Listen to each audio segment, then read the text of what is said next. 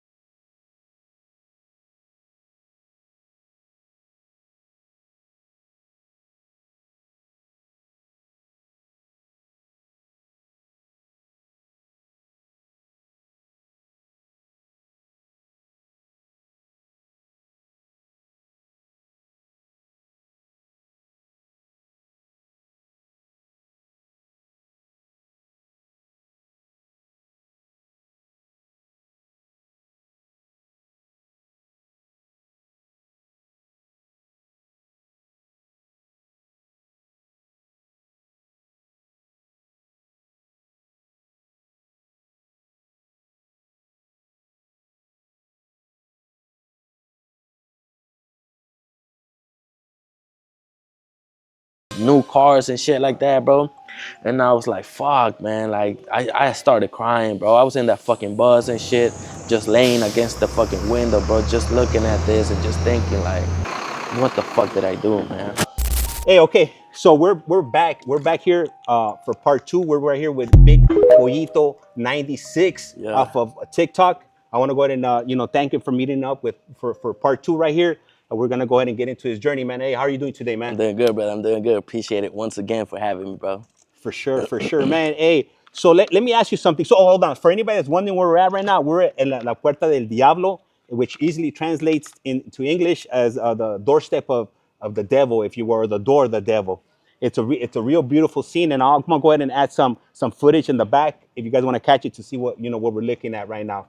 But man, let me ask you something. So I'm pretty sure you get a lot of questions about this in regards to like what your tattoos mean. You know, I see you got a cross, an eye, blessed, and a name right there. Like, Yeah. what significance does that have? And do you ever catch any issues or a slack from the cops in regards to that? Because we are in El Salvador, and if anybody knows, it's something vicious out, or it used to be something vicious out here Yeah. with gangs and whatnot. Yeah, over here, bro, like you couldn't be tatted because they would trip about everything, bro. But to me, they literally don't have any significance. The other ones that really mean something to me is this one, blessed.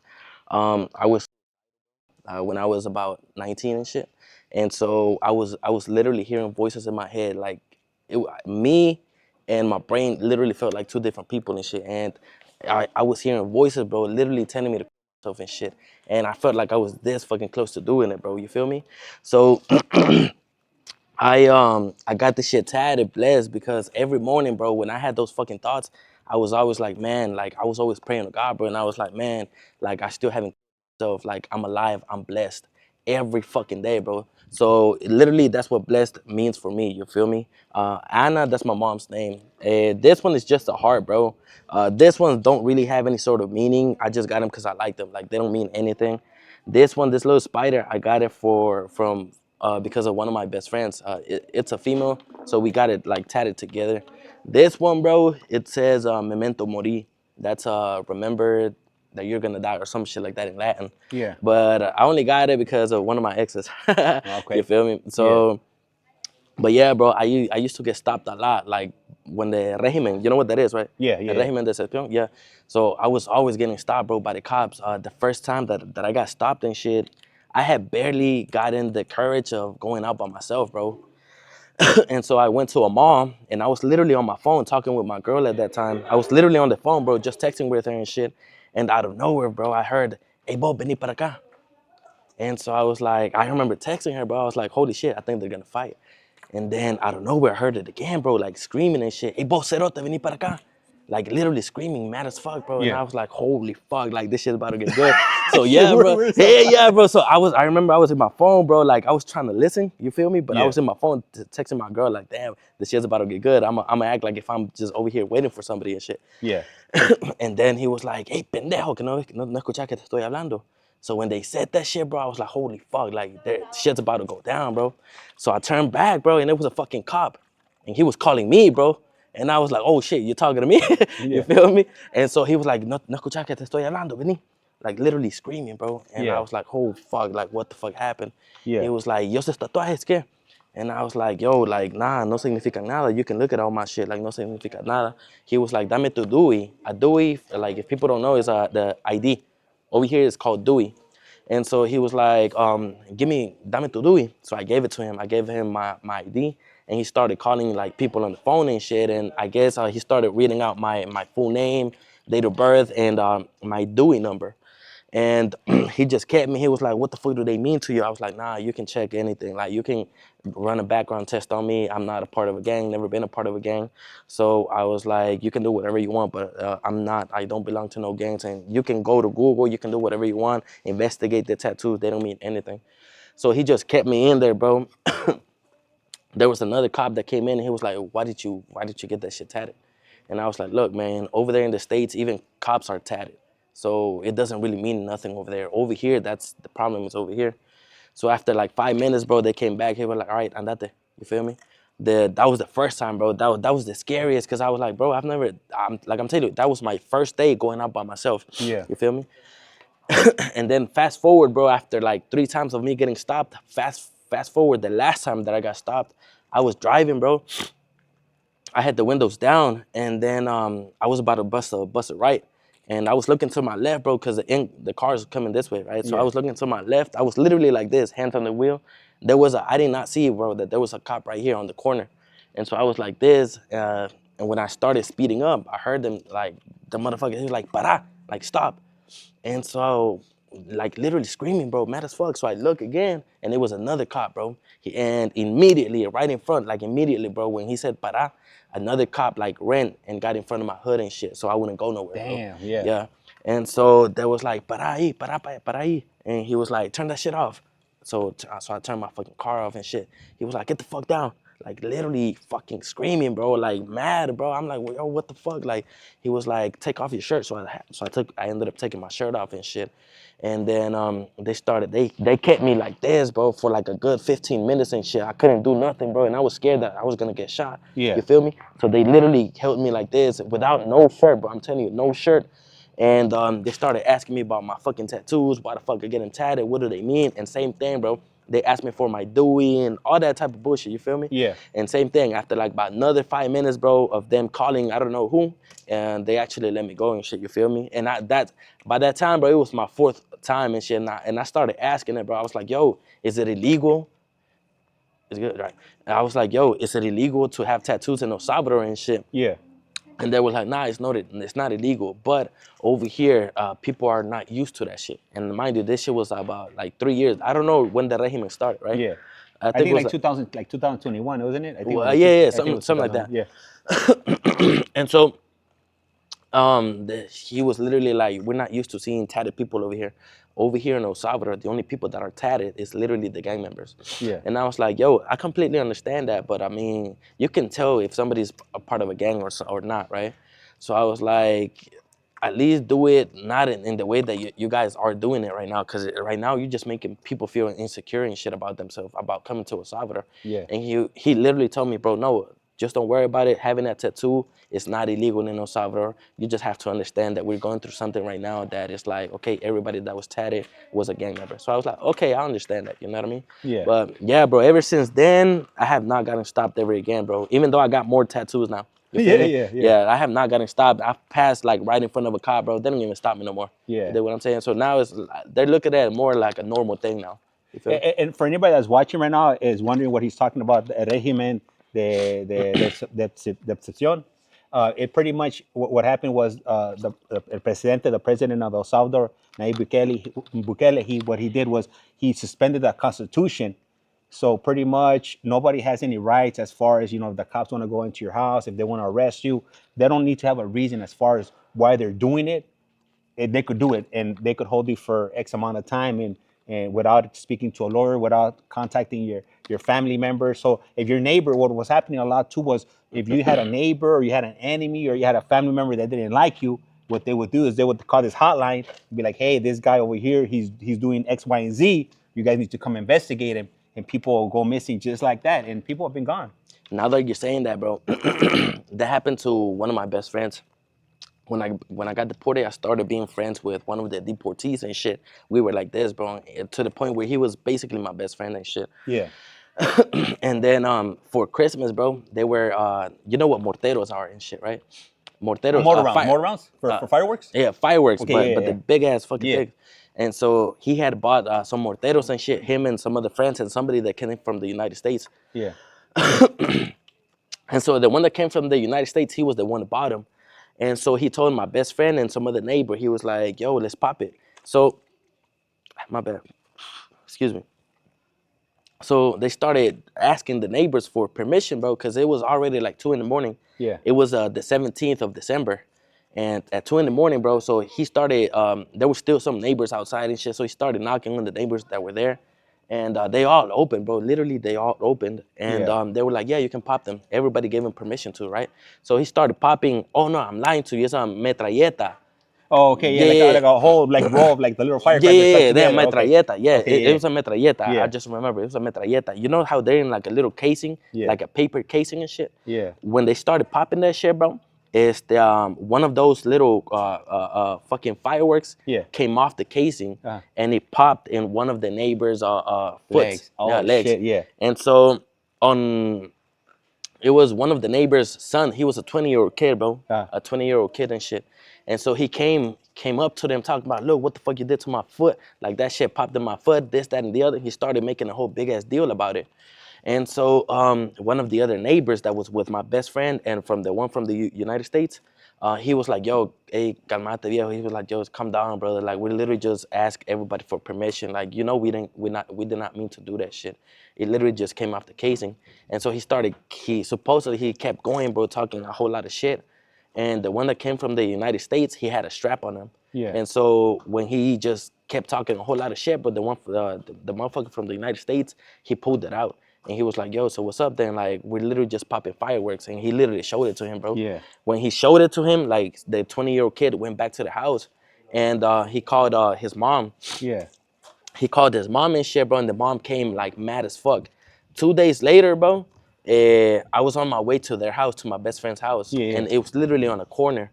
So I couldn't see, like, what was already in there until I bust that corner. You feel what I'm saying? So I busted that corner, bro, and it was minimum 25 cops and shit. Like minimum 25 cops, bro. They had my best friend, and they had the other neighbor that was in there.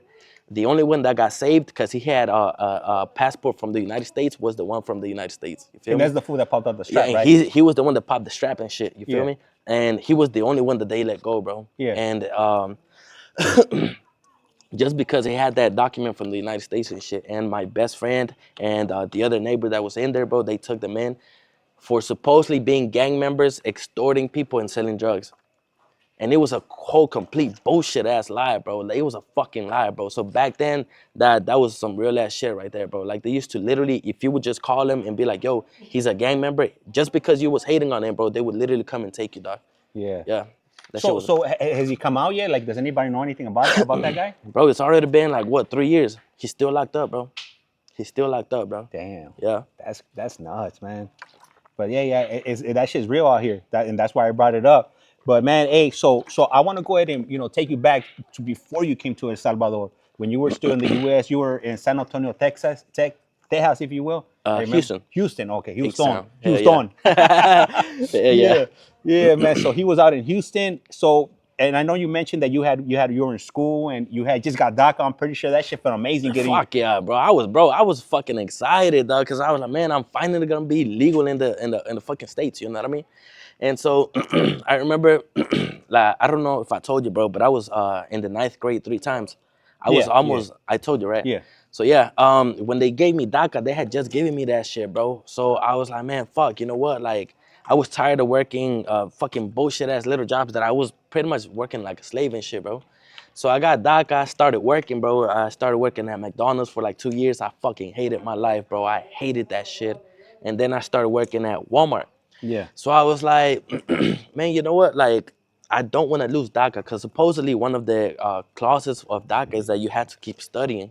So I was like, man, I don't want to lose it. And my dad, bro, he kept telling me every fucking day, like, damn, like, mira, look at your cousin and shit. She's over there buying her dad fucking an iPhone. Yeah. Look at your cousin. She's over there paying for her dad's rent, and she's a medical assistant. So I was like, he kept telling me that shit, bro, constantly. Ya Yeah, cállate. yeah, bro. It got to the point where I Yeah. was fucking tired of that shit, Yeah. man. So I was like, man, you know what? Yeah, I'm gonna go try that shit out because I don't want to lose DACA. So I was like, man, I'm gonna try to see what's up with medical assistant. I was Yeah. like, bro, that shit don't fit me, bro. I was like, man, the fuck I look like a medical assistant, dog. Like motherfucker Yeah. from the hood and shit. You feel me? Yeah. So I was like, that shit don't fit. It don't. I feel like it didn't fit me, bro. But I was like, man, my dad keeps talking so much shit about it. So I was like, man, fuck it, I'm gonna do it. So I went, bro. That's when I started getting into that shit. I was scared of needles and all that type of bullshit, bro. It got after like 3 months, I wanted Yeah. to drop out. Cause I was like, bro, just putting on the scrubs, I was like, man, this is not for me, dog. Like, I don't like it. Like, what type of motherfucker do I look like as a medical assistant? You feel me? Yeah. So I was like, I don't like this shit, bro. And then I talked to the director. I was like, man, I'm gonna drop out. And she literally put it so fucking sweet for me, bro. I'm gonna try to break it down quick and shit. She was like, what's the life span of a human being? And I was like 80 years old. She was like, okay, let's put it at 80 years old. She was like, it's 70, 75, but she was like, let's put it at 80 years old. Yeah. So she was like, how old are you? I was like, I'm 20 years old right now. And she was like, okay, if you drop out right now, what are you gonna do? I was like, I'm gonna go back to keep working at Walmart. And so she was like, okay, what is it that you're not liking about it? To be honest, I was like, it doesn't fit me. And not only that, I wake up at 5 in the morning to go to work. I get off work at 3, and then I gotta be back over here at school at 5 in the afternoon. And I get out of here at 10 and then 10 at night. So it was like I don't really sleep good because I gotta wake up at 4 in the morning to go to be at work at 5. So she was like, okay. She was like, let me break it down to you. She was like, what if you just told me that 80 years old is how much an average human lives. I was like, yeah. She was like, take 1 year of your life. She was like, work hard this 1 year so you can finish your school as a medical assistant, so you can live out the rest of your life in peace, doing what you love the most. So I was like, fuck, like fuck, you got a point. Yeah. So she was like, that's what she told me.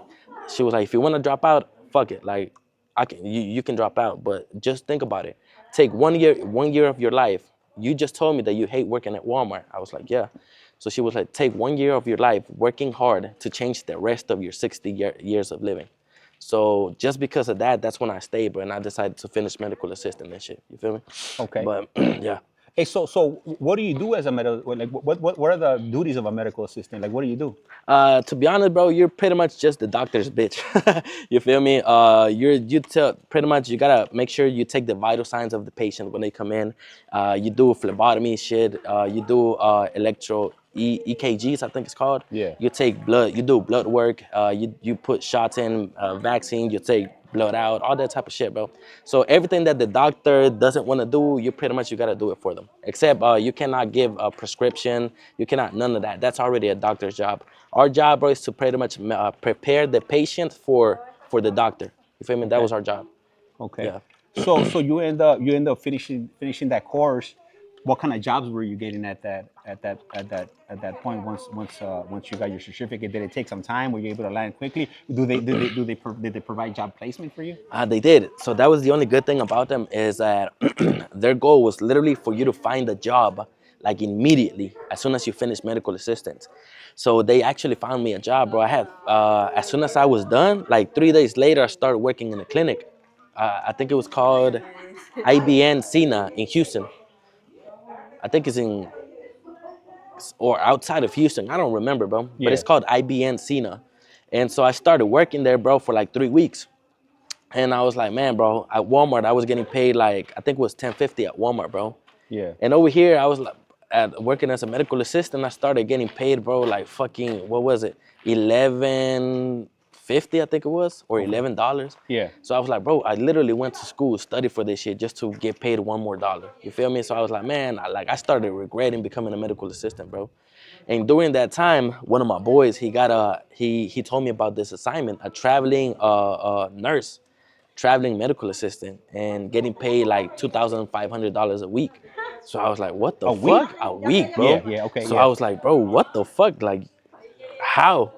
I was like, how the fuck do you do that? He just told me, look, man, just apply to this shit. You're gonna fuck with it.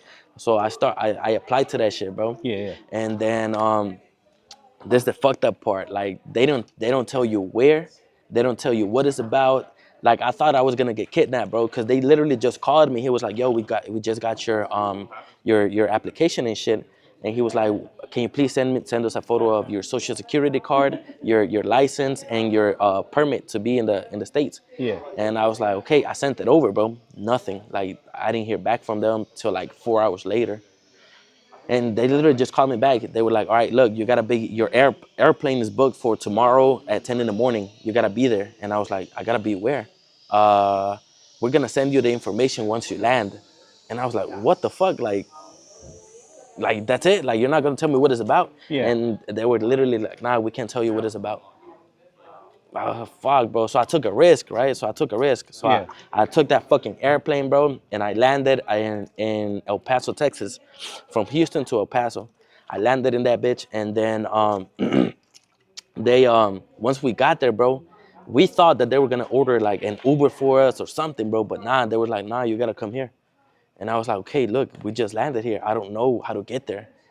They just sent us the location. It was literally a Motel 6, I think it's called. Hotel 6? Motel 6. Yeah. Motel Motel 6, 6. is Yeah. it? Bro, Yeah. like the most ghetto ass Yeah. motel and shit, bro. And I was like, what the fuck kind of job is this? So once we got there, bro, they started taking us all of our information down and shit, doing the same thing again, tax information, all that shit. And they still weren't telling us what the fuck it was about. They literally just told us, okay, this is your room, go to sleep, and then tomorrow you're gonna find out more about the job. So I was like, all right, cool, fuck it. Woke up the next day, bro. That's when they started telling us, like, okay, look, we as a company, as a staffing company, we have a contract with the government. I was like, oh, cool, that's what's up. And it's working for ICE. When they told me that it was working for ICE, I was like, bro, I got DACA. This motherfucker's about to get deport me, bro. Yeah. Bro, a lot of shit, bro. Literally, my whole body turned cold, bro, when they told me that it was for ICE. And I was scared, but that if I told him, nah, I don't want to do it no more, that I was gonna get deported, bro. So I was like, fuck, like I don't know, bro. I started tripping out, bro. I was like, man, I don't know what to do. Like, should I just be like, nah, I don't want it no more? Like, what the fuck, man? So they literally took us to a shelter, bro. That we on that fucking bus, they took us to a fucking shelter, bro, where they had pretty much what ICE, this company, bro, this staffing company, had a contract with ICE. ICE will pretty much just catch unaccompanied minors that they catch at the border and shit, and they would take them to the shelter. On this shelter, bro, this company's mission was literally to make the kids forget about the traumatic experiences that they went through. You feel what I'm saying? Yeah. Because there were kids, bro, traumatized. They wouldn't even talk to us, nothing, bro.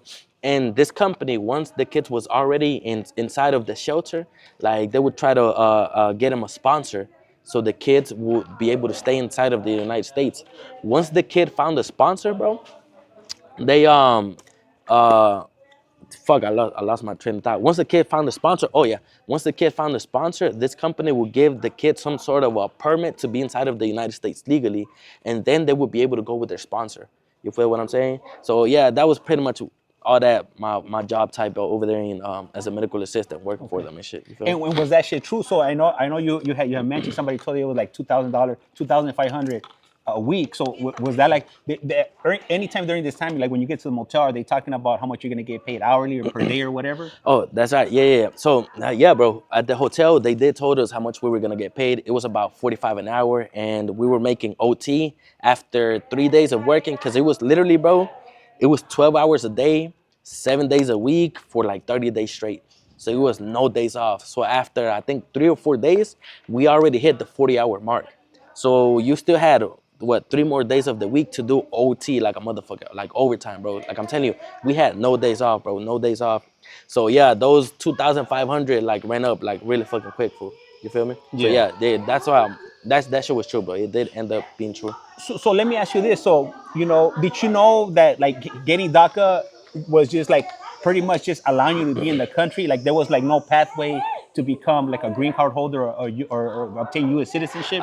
So with DACA, the lawyer told me, I don't know if it's true, but with DACA, the lawyer told me that you can't have no green card, you can't be a resident, you Yeah. can't be a citizen, nothing like that. Yeah. Literally, DACA, the only thing about DACA, bro, is that, okay, we're gonna allow you to be inside of the United States working, because it's literally just a work permit, that's it. Yeah. But we still don't want you to be some type of citizen or legal status. Yeah. So DACA is literally just a permit for you to work, bro. That's it, nothing else. That You know what I mean? like a protection, like so you have a protection from being able, like if you come into contact with ICE or border patrol, whatever, you just show them that and they know that you're allowed to be in the country, but you can't leave. Like let's say you wanted to travel outside the United States, you wouldn't be able to leave, right? You can. You actually can. I didn't know this. I found this out for one of my boys. Yeah. He actually had DACA, and he was traveling to El Salvador in 2024. He was traveling. There's something called advanced parole for DACA. Yeah. All right. So once you apply to that shit, bro, it's literally just you gotta ask for permission to be able to fly outside of the United States, and they actually give it to you. I don't know what's the percentage of the people that they give it to, but with advanced parole, you can actually fly with DACA outside of the United States. So from my understanding, they give DACA, or when they give you advanced parole, it has to be something like some type of extraordinary circumstance. So let's say you have like a grandparent that's ill, and you want to go visit them before they pass away, then they'll allow you to go there, fly out of the country. But like let's say you just want to go on vacation, they'll be like that's negative. Yeah. Yeah. So what he did, bro, because his aunt was actually sick. So he was using that as an excuse to come back over and over and over. You know what I mean? Because his aunt was actually sick. She had, I don't know what it was. So that's what they would always give it to him. Like I think every 6 months, I think, or every 3 months, Yeah. he would always renew it because his aunt was sick. So she had nobody over here. She has no kids, no son, no nothing. So they would come over here and they would actually give it to him because of that, because of his aunt being sick. So the reason I wanted to touch on that was because normally people that get DACA are individuals that come to the U.S. as minors, which you don't have any choice in that. Like you were eight, I think you were like 8 years old when you came Yeah. here. Like your parents didn't ask you like, hey, do you want to come to the U.S.? Yeah. They just told you get your stuff y vámonos. So and I know a lot of people might be thinking, well, how come he didn't just apply for citizenship how come he didn't do it the right way? So it's not as easy as doing, like when people say do it the right way. I really feel like they don't know what they're talking about, because there is no pathway, for citizenship if you don't have any status. So, like in your case, the only options for you to be, get some citizen pathway to citizenship would be if you marry somebody that was a Yeah. U.S. citizen. Yeah. That would probably be like the best bet, because that's what everybody's hoping for, like to get hook up with somebody that's American, and that's pretty much the golden ticket. Other than that, I really, or maybe like if you have like some special like talent, or not talent but education, and maybe you could get like a special visa to get into some type of field that'll give you some type of action. But other than that, for a pathway for citizenship for you, it probably wasn't going to happen. No, it wasn't, bro. I was actually gonna get married that same year that I was gonna get that I got deported. I was gonna get married, bro. So literally, me being deported, they like that shit fucked everything up, bro.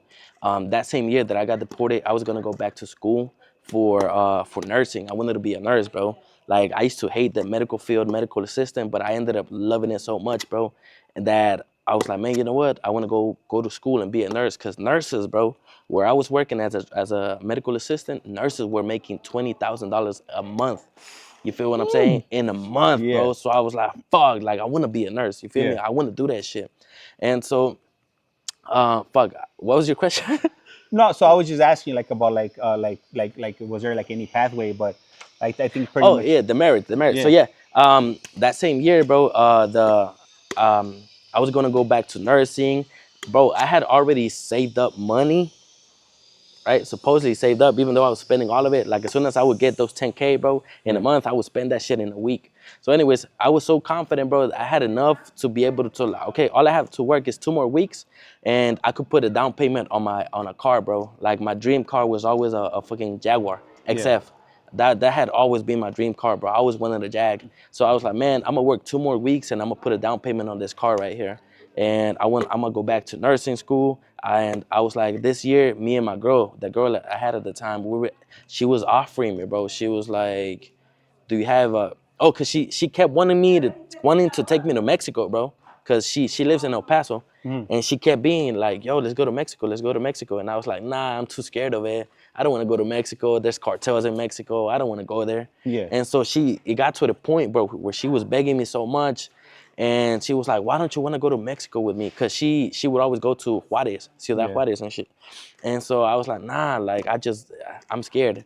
I was using that shit as an excuse because I knew that I couldn't go out the fucking the country and shit. Yeah. And so she got mad one day, bro, and she was like, okay, man, what's up with you? Like, why don't you want to go with me? It's not dangerous. And I was like, look, man, I'm gonna be honest with you. I was like, I can't travel outside of the United States. Like, I am able to work as a medical assistant because of DACA. But one of the things about DACA is I can't step outside of the United States. If I do, I can't come back. And so she was like, why didn't you just tell me that before? I was like, I don't know, man. I was embarrassed that you were gonna think different of me and shit. And she was like, what the fuck? You're stupid. So she was like, let's get married. That's when she started putting that shit. Okay, let's get married. Let's get married. And she was going through court at that time because she was going through court with her baby daddy because he was trying to take the kids away from her and shit. You feel me? Yeah. So it was a whole big ass deal, bro. And then she wanted to start all that marriage thing once court was over with and shit. You feel me? So unfortunately, bro, we couldn't get to that shit, and I got deported that same fucking month and shit. But so let me ask you. So I mean, you didn't like you just don't like you just don't get deported like from one day to the next. Like something had happened. So what was it? What was it that happened? Because you're doing. I mean, like from what you're telling me, you're doing really good. I mean, shit, $10,000 a month. That's like, I mean, it's life changing money for somebody like me. So I could Yeah. only imagine for yourself. So you're doing good. You got all this money coming in. What happened that caused for you to end up here? Well, so the thing about it, since it was contract based, bro, you Yeah. feel me? Those with the government and shit, it was contract based. So the contracts normally lasted 1 month, but they could go up to 6 months. My shits, bro, they would always last 1 month, and then I had to wait until the next deployment started. They used to call it deployment. So I had to wait, bro. So let's say I would work for 1 month, I would make them 10 rags, and I would spend that shit like this, bro. Like literally in 2 weeks, I had not even $5, right? Yeah. So I had to wait for the next contract to start, bro. Okay. And sometimes it will be 1 month, 2 months, 3 months for the next contract to start. So between that time, bro, I was like, fuck, like I need money, man. Like I can't be like this. I started selling off my shits. I used to have a bike, Suzuki 750. I sold that shit, bro. And I literally just started selling my shit because I was like, man, I need to work. And then between that time that I would run out of money, bro, I was looking for ways to hustle and shit. And I started doing some stupid shit that I wasn't supposed to do just to get a little bit more of an extra money, you know what I'm saying? Yeah. And then I got caught, bro. I got caught like ICE. I got caught by ICE and shit, Border Patrol, bro. Okay. I was literally in Falfurrias, and I got caught, bro. I got pulled over by Border Patrol. They found some shit in my car, and then they took me to jail and shit. They put me in a holding facility, and I thought I was dreaming, bro. I literally thought that I was dreaming, bro, because you're in there. It's literally a whole facility, bro. It's like a full made of concrete. The lights is on 24/7. There's no clock. It's white walls. Like that's it, bro. You don't know what time it is. You don't know how long you've been there. For breakfast, lunch, and dinner, bro, they literally would only give me one sandwich, bro. The bread, the ham, and the bread. And a little juice like this big, bro. That's it. That's all that you would get for breakfast, lunch, and dinner. Yeah. And I was tripping out so much, bro, that I wasn't even hungry. I didn't eat for like, I guess it was the first 3 days. And it got to the point where, bro, where I started losing my shit. I didn't know what day it was, what time. And I thought I had already been there like 6 months, bro. I thought I was tripping out. I thought it had already been 6 months. Once they took me out of that holding facility, bro, and they told me that it had barely been 5 days. And I was tripping out so much, bro. I was so fucking lost on time and shit, you feel me? Yeah. And so right after that shit, bro, they took me to the feds. I was locked up in the feds for like, fuck, I think it was 6 months for the shit I had done. And then right after that shit, bro, I went to they sent me out to the ICE facility over there in, I think it's in Pearland, Texas. Yeah. Oh Like, yeah, it is is it Pearland. is it Yeah, in it's Pearland? Pearland. I actually interviewed some women from there, For like Pearland? maybe like, but I ended up taking the video down because they told me that they were tripping on them. So Oh, yeah, I talked what to the them for like fuck? an hour. I'll let you see it, but yeah, Why were they tripping on it?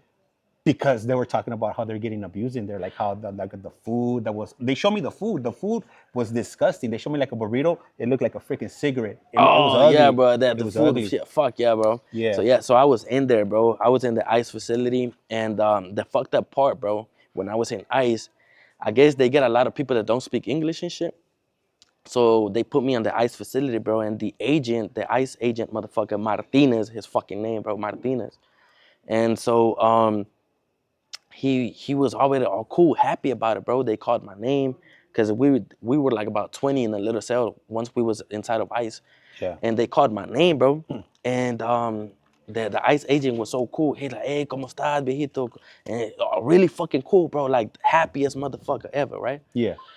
And so I was like, I'm good, man. I'm chilling. Like, what's up? And but in Spanish, right? We were talking in Spanish and shit. And so, sí, mira, ay, disculpa, lo siento como por todo lo que te ha pasado.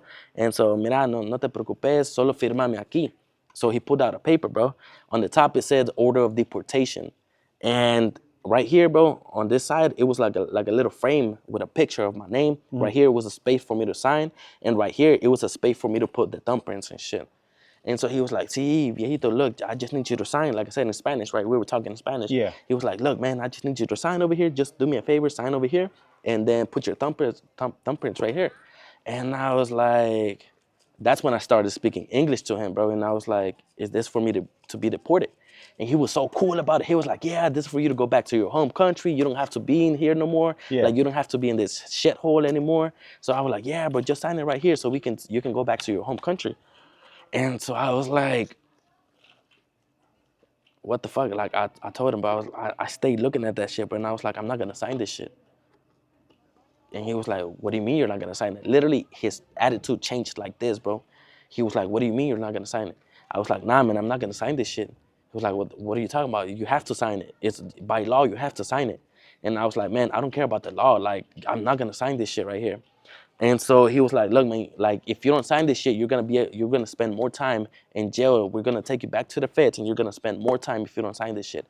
And so I was like, I'm not gonna sign it, bro. Like I'm literally, if I sign this paper right here, that's like me telling y'all, okay, I'm okay with y'all deporting me. So Yeah. I'm gonna sign this shit. You feel me? Like, and I was not okay with it. I literally told him, look, I'm not okay with fucking y'all deporting me. So I'm not gonna sign this. You guys are gonna send me to a country that I have no idea about. I don't know no people. It's fucking dangerous in there. Like I'm probably gonna get killed as soon as I land. So I was like, I am not gonna sign this fucking paper. So if something happens to me, it's gonna be on y'all. And so he was like, he started getting, look, you have to fucking sign this paper right here. It's by law, you have to fucking sign it. He was like, if you don't sign this paper, once you're inside of ICE, bro, apparently there's some, he said, squadron de something, bro. Yeah. So I guess if you behave bad, like they pepper spray you and all that type of shit. Yeah. So he was like, The if you goon don't, squad. The goon squad, yeah, I guess. Yeah. So he was literally like, look, man, if you don't sign this, I'm gonna be forced to call this fucking squad and shit, and they're gonna literally fuck you up. They're gonna break your finger, and they're gonna use that finger so you can sign that shit. And I was like, look, man, you can do whatever the fuck you gotta do, but I am not gonna sign this fucking paperwork. Like you can fuck me up, you can beat me up, but I am not gonna sign this fucking paperwork, man. Yeah. And so he was like, man, you have to fucking sign it. You're gonna regret your fucking words. I was like, man, fuck it, I guess. So we were heated up, bro, with each other, bro. Yeah. Cause he wanted me to sign this shit and I was not gonna sign it. So he sent me back to the cell, bro. The following day, the same thing. I was expecting for them to come and fuck me up, bro. And it turns out that it was just bullshit, bro. It just, Manipulation. yeah, exactly, Yeah. bro. Exactly. And so I did not sign that paperwork. That paperwork. The only fucked up thing, bro. Literally on my second day of me being inside of the ICE facility, bro. Trump he had said something about it doesn't matter because of COVID. He Yeah. was using COVID as an excuse. Yeah. It doesn't matter if you're gonna stay, if you're gonna leave. It doesn't matter what your status is. If you're inside of an ICE holding facility, you're gonna be deported. And that's what fucked me up, bro, because I was told that I was gonna be able to see a judge and everything. And because of what Trump did, that's why they deported me without signing my deportation and shit. Okay. Yeah. Yeah. They treat that shit the border a Yeah, lot bro. different. Yeah. Yeah, bro. So they fucked me up with that shit, bro. So that's when I got deported and shit. So during this time, are you communicating with anybody, like your mom, your dad, or anybody? So nobody knows you're in ICE, and nobody knows what your whereabouts. They knew that I was already traveling to ICE Yeah. because I called them the day before that I got transferred to ICE. Yeah. I called them from my the feds. Yeah. Like you know how in the cell when once you're locked up you have a phone and shit. Yeah. So I called my mom and my dad and I let them know like yo this is my last day. The judge gave me time served, and yo the the lawyer that I had it was a fucking Public pretender. no. Um, Assigned by court or some shit like Yeah. that. A public pretender, Oh, a public defender. That oh we call him public pretenders. oh shit yeah that. Public defender. Yeah. So Yeah. he was he broke it down to me, bro. He literally told the judge, look, man, like he regrets the choices that he's made, but I believe that the biggest punishment he can have is facing deportation. So you can give him all the time you want, but the biggest punishment for him is gonna be being deported. So if you give him time served, he's gonna have to get out of here, right, and go fight his case with immigration. And there's a big chance that he's probably gonna get deported. And so just because of the way he worded that shit, the judge was like, man, you know what? Like you're right. So she gave me time served, Yeah. and that's when I went over to fucking The ICE detention to the center. ICE detention center, bro. Okay. Yeah. So man, so what's going through your mind? Because I mean, at this point, I'm pretty sure you know what's going on in El Salvador. Fucking people are coming up missing. They disappear. You're tatted up. I'm pretty sure you know people are telling you like, but está la cosa está mala, yeah. Yeah. So at that time, bro, I was fucking scared, bro. I was literally on my phone like the other those months that I was locked up, and the girl that I was with at that time, she was like, "Yeah, like I'm gonna get you out of there. We're gonna get married, so you won't get deported." And out of nowhere, bro, she was already like, "Nah, I'm not gonna do it." Literally, she switched up like out of nowhere, bro. She was like, Yeah. I'm not gonna do it. Like we're not gonna get married."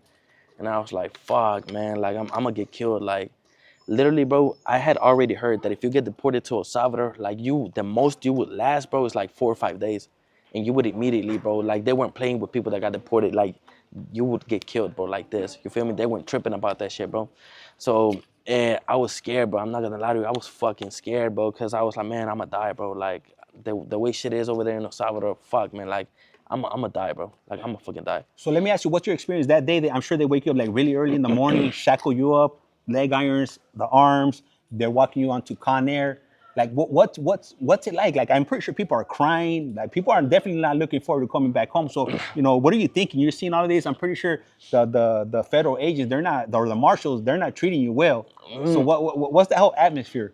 It's literally there. I don't remember seeing anybody crying, bro. But it's literally everybody just quiet, bro. Like literally everybody just quiet, being serious, and they literally shackle you, bro. Like your fucking hands to the waist is tied to the waist, and your feet, bro, all in once, dog. So you're literally like this the whole time and shit. And I remember they took us to on that fucking airplane, bro. There was minimum about 400 people in there, bro. Like literally 400 people inside of that fucking airport waiting to be deported. And it's not even on the main airport, bro. It's literally on some back end bullshit of where they already have some type of airport airplane and shit Strip, separate. yeah. Yeah, separate from the normal like passengers and shit. You Yeah. feel me? So it was literally like about 400 or 500 people, bro. And we were all like this, bro, like shackled up and shit, bro. And they put us they put us on that fucking airplane and shit. And the whole way here, bro, you're shackled up. Like you can't do shit, bro. You're literally handcuffed the whole fucking way here. And them bitches was hurting, bro. Like that shit was hurting like a motherfucker. 15 minutes, bro, before the airplane landed, that's when the fucking marshals started taking them bitches away, like out of everybody, you feel me? That's when I was like, man, fuck, bro. At least the only good thing is like I don't gotta be fucking shackled up and shit no more, right? Yeah. So nobody was crying, bro, but over here, if you have any sort of crimes over here in El Salvador, like or any sort of record over here in El Salvador, and they're still pending, what they do is they don't even let you get out the fucking airplane, bro. They literally start calling out names inside of the airplane before you get down. If they call your name, bro, that's when you're fucked. Like that's when you know you're immediately gonna go to jail. The one that was right next to me, bro, he literally had an M and an S right here, bro, like in his fucking forehead and shit. And he was one of the first ones that got caught, bro. And so I didn't know that shit though. I didn't know that they were gonna go to jail. And so I asked somebody, bro. I was like, "Yo, why they called his name out?" And I thought he was gonna get some sort of special treatment and shit, bro. Yeah. So, cause I was You like, want the what? flashlight treatment? Yeah, yeah. And so Yeah. I was like, what the fuck, like. And so that's when somebody told me, like, if they called out his name, he's going straight to jail, bro. You feel me? So that's when I was like, oh fuck. I was like, man, I left El Salvador when I was 8 years old. I know damn bro, for a fact that I don't have no fucking record over here. But I was like, fuck, please, I hope they don't call my name. You feel Yeah. me? Cause I was scared, bro. I was fucking scared and shit that they were gonna lock me up, bro. Um, but nah, like they let me go and shit. They put me inside of a fucking. Once I was already outside, they put us because of COVID, bro. They put us inside of a quarantine house. We were in that bitch for like about 17 days. July 1st, that's when we landed in El Salvador, and I was released from that quarantine house July 17th. So right after that shit, bro, they put me in a fucking in a bus from San Salvador, which is the capital, all the way up to San Miguel, bro. And that's when I remember, bro. That's when my whole world started. Like, fuck, bro. I don't want to be here. Everything looked so broke, bro. So broken down. I was used to seeing, them Houston streets and those new cars and shit like that, bro. And I was like, fuck, man. Like, I started crying, bro. I was in that fucking bus and shit, just laying against the fucking window, bro, just looking at this and just thinking, like, what the fuck did I do, man? Like, fuck, bro, I fucked up, dog. Like, and it was like that the whole 3 hours on the way to fucking San Miguel, bro. So did you have any family waiting for you there? Was anybody anticipating your arrival? My uncle, bro, may he rest in peace. He already passed away. But they literally dropped me off in the mall. Not even at the house, but they literally dropped me off in the fucking mall. And then my uncle, he was already waiting for me and shit over there. He was the only one that picked me up, bro. He Damn, was that's the only what's up. one. Hey, well, shit. Shout out to that uncle and rest Hey, in yeah, peace. Hey, yeah. but let me ask you. So I was thinking about something. So you're going through everything. At any point, because moms always know. Moms, they always know. Like when you're up to something, your mom. Because I could, man, my mom used to tell me when I was in the street, she'd be like, porque andas haciendo eso? Vas a caer preso. Te van a matar. So was your mom ever in your Fuck. ear letting you know, like, hey, what's up? Damn, bro. I got caught, bro, by Border Patrol January 20th, 2020.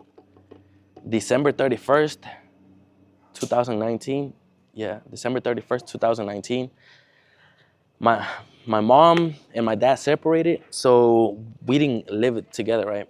I stayed with my mom. My dad lived somewhere else, and so December 31st, he went to the house for Christmas and started eating panes con pollo and pupusas and shit like that. And we were at dinner, bro. And literally, we were just talking normally, and out of nowhere, bro, he was, cuídate, don't do no stupid shit. You're gonna get deported. Remember that you only have a permit to be here. You're not no citizen. If you do any stupid shit, you're gonna get deported.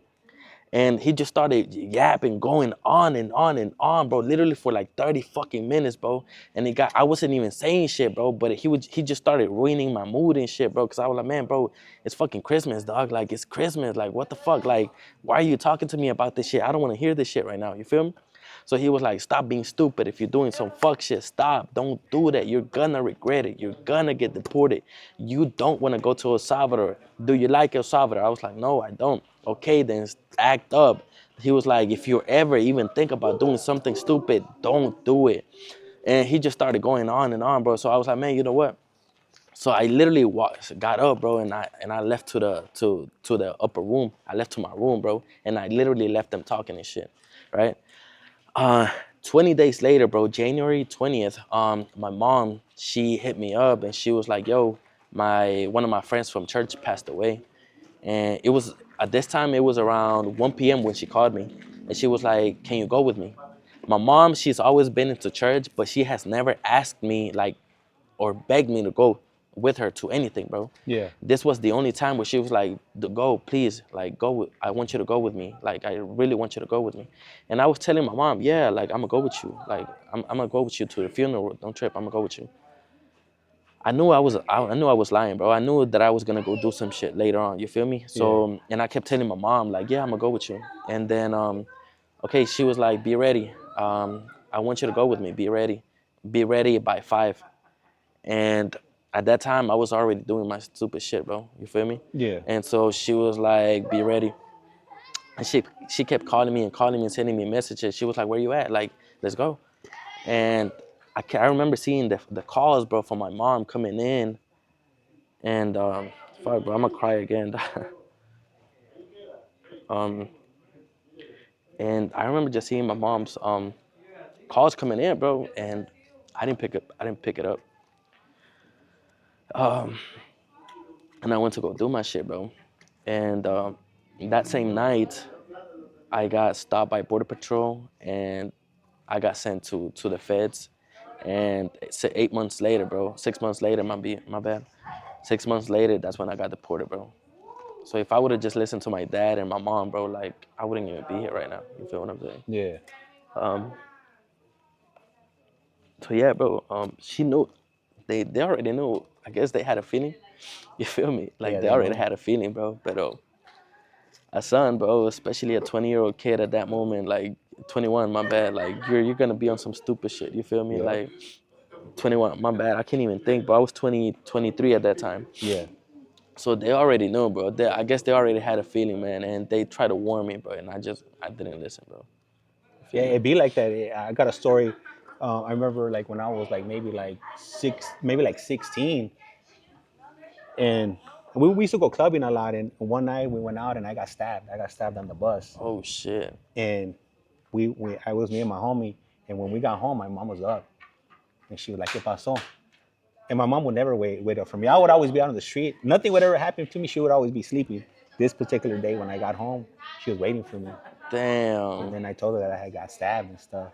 But she knew. She was like, she really knew. My mom had like a sixth sense. Bro, yeah, that's the thing about parents, bro. It's like I don't know how the fuck they do it, bro, but it's like they got something, dog. Ever since I got deported, bro, my mom's she now that she always tells me to do something, bro, like I do it because I'm like fuck, like literally, bro, my mom has something since I was like a kid, where it's like if she would tell me to do something and I wouldn't listen, some bullshit would always happen to me, bro. Unfortunately, I learned it, like I came to realize that shit the hardest way, you feel me? Yeah. But yeah, bro, mom's parents, they always had some type of sixth sense and shit, bro. Yeah, that, Yeah. that parent intuition. Like Yeah. they know what's up. Yeah, bro. So if there's anybody watching this right now and you're in a similar situation, step back and think about what you're doing, because you might just end up here, or you might end up somewhere worse. Because Yeah. right now they're deporting people, and they're not even deporting them to their home countries. They're Yeah. deporting people out to Africa, some crazy ass place like Somalia or I some saw shit. that So shit, bro. imagine.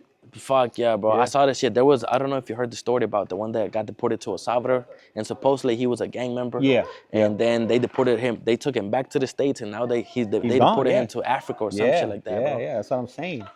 Yeah, Yeah. bro. Hey, Fuck. well, hey, gracias. I highly appreciate you.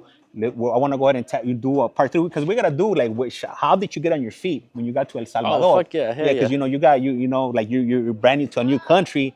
You're here, and like how do you rebuild your life? Because I'm pretty a lot of people are thinking like, man, I'm in the situation right now. It's just a matter of time before I get picked up. Like how do I do it? So we're gonna go ahead and do a part 3. Fuck it. Hey, Big Pollo, All right.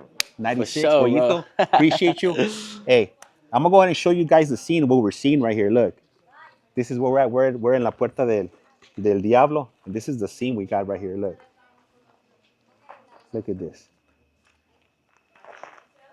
Shit's beautiful, dog.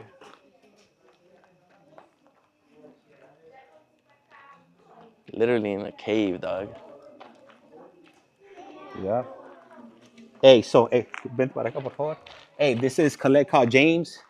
You guys are watching. You have a collect call from, and like I said around here, life's like a candle. Once you blow it out, it's lights out. And with that, we're out. A rato. Hey, yeah. My Hell yeah. nigga, dog. Fuck. Hey, I've noticed you always say if you will. What does that mean? I That's noticed just you got something. that little saying. That just like when I'm on my lives and shit, people say like whatever, if you will. So Oh, that's just like my signature and shit. oh That's shit, what it. that's what's up. That's what's Yeah, up. like What the you fuck? should get like a phrase, like something that you say, like that people will say. Like you know what? I started doing It that. doesn't fit me. I don't know what to talk about. None of that shit. You feel me? Uh huh. And so he was like, nah. Oh, because I told him about, when I go live, I only get like 2 viewers and shit. Yeah, yeah, yeah. And so he was like, look, it's because you got to do this. And you got to set up your TikTok account. Uh-huh. Like this way, and this way. Yeah. Once I set it up like that, bro, that shit started popping, dog. Yeah. Like, Hell yeah. Buenas. bueno. Hola, ¿cómo está? Bien, gracias a Dios. Gracias. Que le vaya bien. Usted también.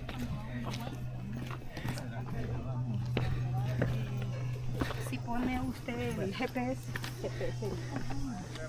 El Waze.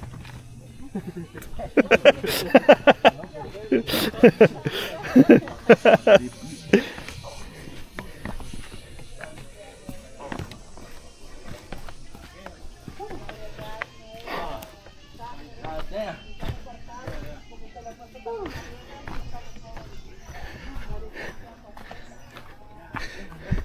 Yeah, but you know what? The more you do that shit, more people are gonna reach out to you. They're gonna reach out. They're gonna reach out. It's gonna help you build your platform. Because I haven't. You know what? Have you ever heard of some vato? Oh yeah, Bro, yeah. I have, bro. I have. Yeah. And that's crazy, bro. My dad told me, Uh-huh. like 3 years ago, bro. Uh-huh. He told me, he was like, look, this, I started watching at this, Deported motherfucker. Yeah. And he was like, he reminds me of you. Yeah. And I was like, why? What's up, fella? Bueno. Because he was like, he always has the braids done. Yeah. And he was like, I remember you would always be braided up and shit. And I was Yeah. like, what the fuck? So my dad, bro, my dad, he been wanting me to do social media since I got deported. Yeah. And I was like, bro, I'm too embarrassed for that shit, bro. Yeah, it ain't easy, like, talking in front of the camera. Yeah. Yeah. So I was like, man, I'm too embarrassed to do social media and shit. And so he sent me a video of Yeah. he was in some type of cemetery, bro. Okay. Yeah. And so he was like, you should start doing that shit. That's when I found out about him. But Yeah. I had forgotten about him, bro. Yeah. Until like 3 days ago, Yeah. he started popping up in my newsfeed again. Yeah. So that's when I'm like, oh shit, this is. Oh my god. Yeah. God damn. I'm fucking tired.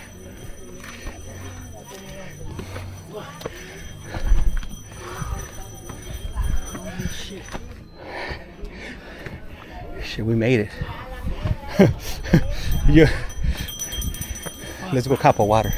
Oh, for real.